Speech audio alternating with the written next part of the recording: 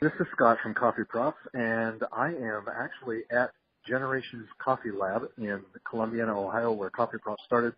And so if you happen to hear any background noise, it is the coffee scene going on, and I just kind of love that. So enough of that. We are here with Nils, and Nils is with the Pour Company, the thepourco. And Nils, thanks for joining us. Oh, Scott, thank you for having me. It's a pleasure to be on this call, and I'm happy to hear that you're in a coffee shop doing it. It makes it seem real. It's a lot better than a stuffy room somewhere where it's all quiet and nothing's happening. So, Nils, tell us, what is the story that brought you to coffee in the first place? Absolutely. I definitely had a bit of an eclectic experience with my coffee initiation, if you could call it. Actually, my girlfriend's from New Zealand, so I got introduced a little bit to the coffee culture in New Zealand, and was told I needed to get a better understanding of what really good coffee is. And so that's how I kind of got introduced into the specialty coffee world. But then came a beautiful opportunity I'd been globe hopping for 2 years and traveling and experiencing different cultures, and went to Australia for a year, worked in a cafe, kind of got more knowledge on what cafe culture is, what really, really good coffee, how it's presented, and how it tastes so good. But I ended up going to Nepal, and I traveled to Nepal I raised money to plant a coffee farm, actually in the Himalayas, with a group there, and really got attached to coffee, not only the drink, but the plant itself, and just seeing that and having that experience with, a group that really no one spoke English. It was totally out of my comfort zone, but it really presented that enriching kind of introduction into the coffee world, and understanding kind of the planting side of things, how it's traded, how it's grown, and then how it gets to the cafe. So I've had a wide range of experiences with it. I'm still very new and still finding kind of new passion for it every day.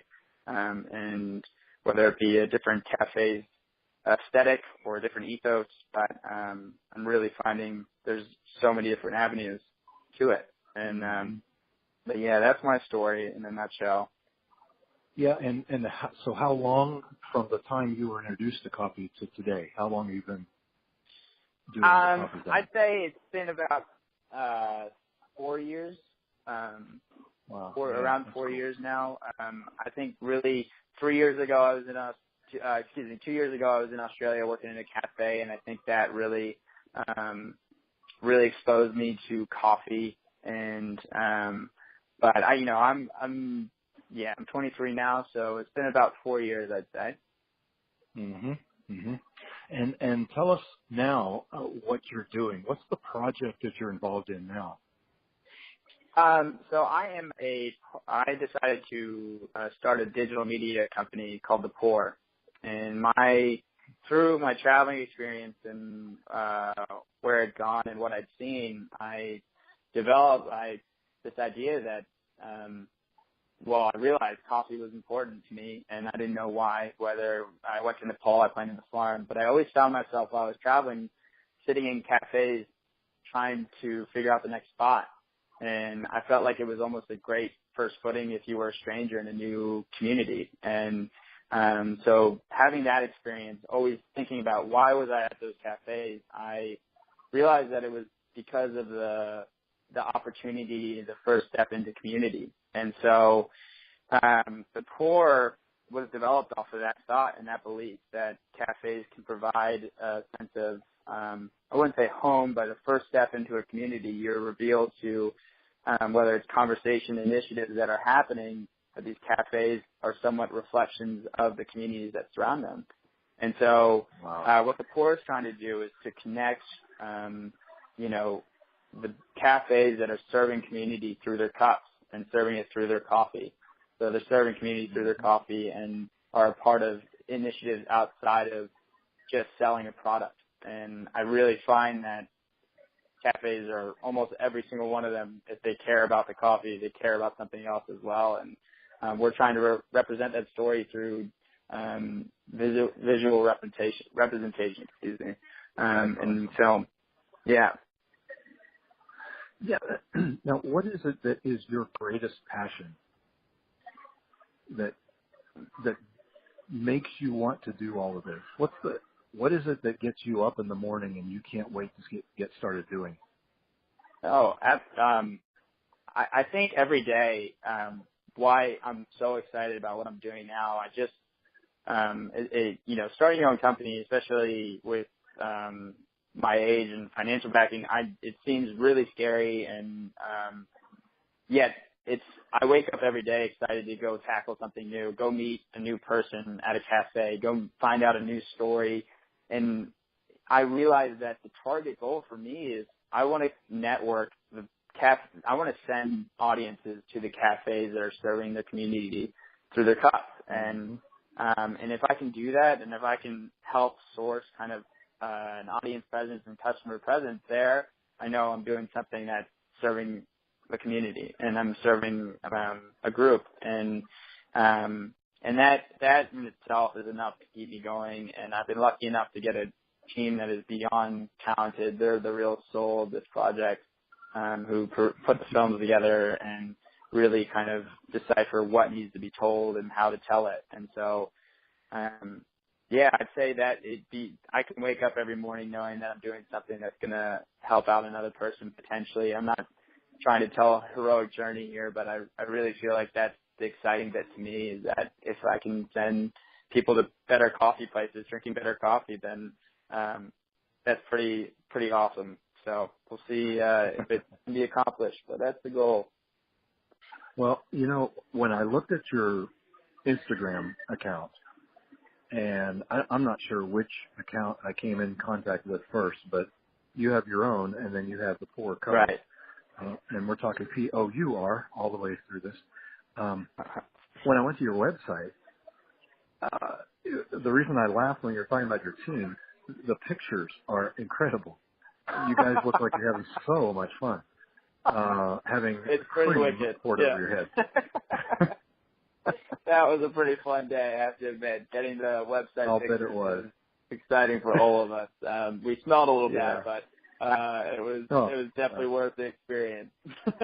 Yes, and it looks like you have a lot of fun. And it's not just that. Very, very well done website. I did do a link to to the video. I don't know. Do you have a title for that video, the promo? Yeah, we do. It's called Welcome to the Pour. Okay.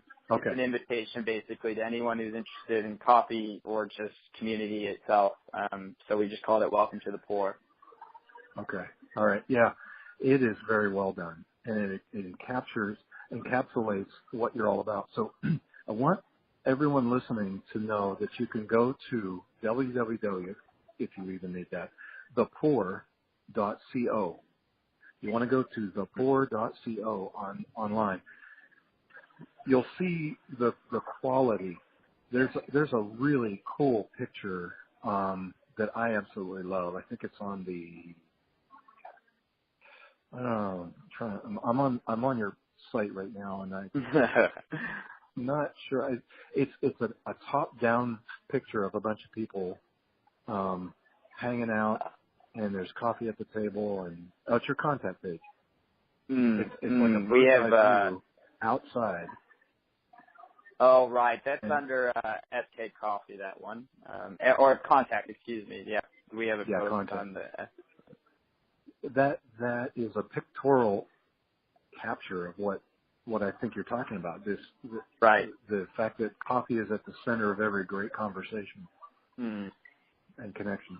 So, all right, let's every industry, every movement has improvements that they need to make. So let me ask you this. If there was one thing that you could change and make better in the coffee industry, what would you wish would change? I think why I am doing the pour, this connects to it, and I think there's been such a big effort done to look at the transparency of where we get our coffee from, which let me set up as that is important, extremely valuable, and I believe full on that we should know where we're getting our coffee from, the farmers.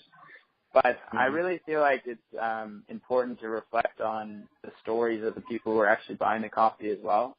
And so I think the relationship between somewhat of the customer buying the coffee and media could be spiced up a little bit more, and really and beyond that, I think I hope to make it transparent to the coffee world of how much the coffee world knows, but to others outside of how much these cafes are doing for their respective environments. And I think often we don't have the cafes, don't have the money to put forward, really high-end production or story. I don't think there's enough storytelling done on how much these spaces for conversation are providing to communities around town.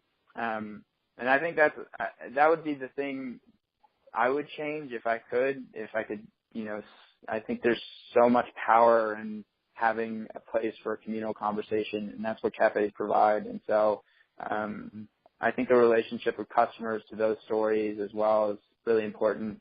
And I think, on top of it, not to make it a super long answer, but that's okay. When I was